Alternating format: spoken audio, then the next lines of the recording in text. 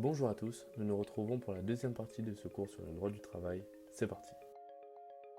Nous allons maintenant aborder le chapitre 2 concernant la conclusion du contrat de travail. En théorie, le CDI est le contrat de base en droit français. Ce contrat de travail peut être constaté dans les formes qu'il convient aux parties contractantes selon l'article L 1221-1 du Code de travail, il peut donc être verbal. Il n'y a pas d'exigence de forme particulière pour le CDI. Le patron peut rédiger comme il l'entend le contenu du contrat dans le respect des règles d'ordre public, des conventions de branche, etc. car il est in situ personae, d'où la flexibilité afin d'adapter le contrat en fonction de la personne. Le CDD quant à lui est légèrement différent. En effet, il nécessite forcément un écrit afin d'en déterminer la durée. S'il n'y a pas de contrat écrit, le contrat est automatiquement requalifié en CDI. Par ailleurs, l'employeur va devoir automatiquement indiquer dans le contrat les motifs du CDD.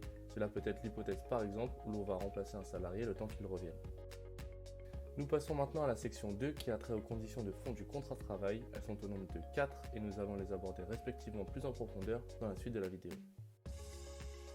Petit rappel, les exigences du droit commun des contrats régissent la formation du contrat de travail. En d'autres termes, nous retrouvons quasiment les mêmes conditions de fond qu'un contrat classique. Pour conclure un contrat de travail, il faut en avoir la capacité juridique. Les personnes possédant cette capacité sont réparties en 3 catégories, les majeurs, les mineurs émancipés et les majeurs sous curatelle ou tutelle. Le consentement fait également partie des conditions de forme du contrat de travail. Le consentement des deux parties ne doit pas être vicié par une erreur, un dol ou de la violence. A noter également que le consentement est effectif dès lors qu'il y a eu un accord sur la nature de la tâche et de la rémunération. Troisièmement, nous avons l'obligation d'information. Elle consiste en l'obligation faite aux parties de donner à l'autre co-contractant les informations de nature à lui permettre de donner un consentement libre et éclairé dans la conclusion de leur contrat.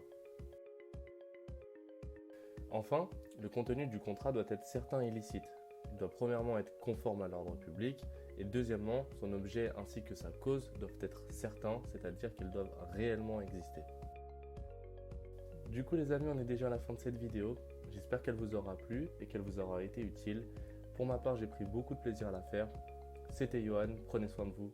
Ciao.